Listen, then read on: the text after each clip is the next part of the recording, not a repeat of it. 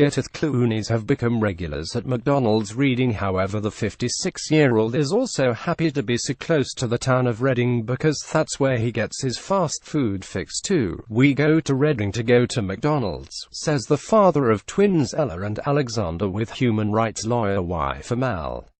Continuing his love-in with Sunning, which is twinned with Le Gouget in western France, he adds we're only 50 minutes out of London so you can get there for dinners. It's not like Oxford, way out.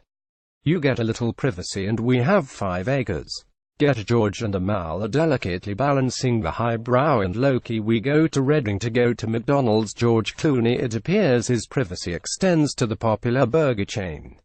When we called all 3 branches in Reading to inquire about George's visits, they either said they weren't at liberty to divulge that information, or that they hadn't seen him but he might have used the drive-thru. George, who last appeared in front of the camera in ironically 2016 film Money Monster, insists cash is no longer his motivation, so we've seen less of him on screen recently. "Acting used to be how I paid the rent, but I sold a tequila company, Casamigos Tequila, for $1 billion. I don't need money." All right, for some Tuesday, September 5, 2017. George and Amal Clooney in pictures. Charles Dickens' Callow legacy. Worth his new Charles Dickens album released last week. Simon Callow explained why he feels it's so important to keep the great man's legacy alive for future generations. "I can't think of a more valuable member of society than Charles Dickens. It was a good day for mankind, the day he was born. I think he's truly a unique figure. I don't think there's anybody like him, certainly not in English literature," the 68-year-old told us. The album is an adaptation of A Christmas Carol, which is accompanied by traditional carols, to mark the novel's 175th anniversary. "There's no writer that I can think of who committed themselves so utterly to the improvement of the lot of the disadvantaged, and in practical ways, not just in writing novels. Fireworks scare the living daylights out of the Hollywood actress Liv Tyler may have just starred in a TV series about the gunpowder plot, but she says that she finds Bonfire Night a tad frightening." Liv, 40, who showed off an English accent for her role as Catholic sympathizer Anne Vaux in the BBC One drama Gunpowder, which came to an end on Saturday, says it heard about Bonfire Night and lived through it in London for the first time last year. "People were setting off giant rockets in my street, so actually I find it quite scary." The daughter of Aerosmith frontman Steven Tyler, Liz moved to London last year to be with her British partner, sports agent Dave Gardner, with whom she has 2 of her 3 children, son Sailor, 2, and daughter Lula Rose, 1. She also has a son, Milo, 12, by ex-husband, British Ian Royston Langdon. Saturday, October 21, 2017. Robert Catesby, played by Kit Harington. Sharon Stone's babe Odshed only need to swap her blue costume for a red one, then Sharon Stone could easily pass for a Bay star.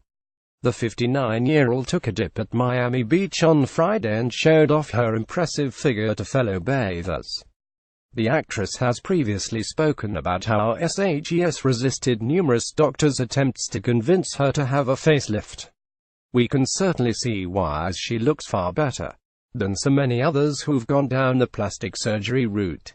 Whatever your secret, Sharon, if you could bottle it you'd make a fortune." Mega Sharon Stone is keeping an impeccable figure without any surgery. Springsteen-McCartney reunion. It's only taken half a decade, but Sir Paul McCartney was finally able to finish off what he started after his and Bruce Springsteen's Hyde Park duet was cut short in 2012. Bruce's E Street Band guitarist Stephen Van Zandt played the first night of the Little Steven and the Disciples of Soul European tour at North London's The Roundhouse over the weekend, and 66-year-old Stephen told the crowd he wanted to finish some unfinished business before Sir Paul, 75, joined him on stage. They performed Beatles' hit I Saw Her Standing There. Bruce and Sir Paul had managed 2s in 2012 and were about to launch into a third when the plug was pulled during the Hyde Park calling gig, with Westminster Council insisting organisers cut it short as it had gone past the strict 10:30 p.m. curfew. Jeff Robinson. Bruce and Sir Paul had their last concert cut short after going over a strict curfew. Julie Walters is umpired by Strictly McGee, currently reprising her role as housekeeper Mrs. Bird in Paddington 2. Dame Julie Walters admitted at the premiere on London's South Bank that her star turn in another sequel was occupying her mind and her viewing at the moment. She explained why she's particularly enjoying the current series of Strictly. "I'm working on the film Mamma Mia, here we go again, and we're about to finish that. I love the singing, and the dancing is easier this time. The reason she's found it less arduous than the 2008 original is miming what Debbie McGee does and attempting to follow suit. She's fantastic." Also at the premiere were Liz Hurley and 15-year-old son Damien, whose father is American businessman Steve Bing. She was probably on hand to show support for another ex, Hugh Grant, who stars in the film. With his floppy brown hair, young Damien now appears to bear more than a passing resemblance to Hugh in his breakthrough hit 4 Weddings and a Funeral. Jan Leeming's first date woes. Last Thursday's edition of Channel 4's Celebrity First Dates appeared to have succeeded in finding love for 5 times married former BBC News reader Jan Leeming. She and her date seemed to get on famously well, even arranging to go on a second meeting in Paris. Many people took to Twitter to wish her luck. Sadly, she has since tweeted back to suggest the man was a cat who was signed to an ad agency. Asked if they got to Paris, Jan, 75, said, "Bless you.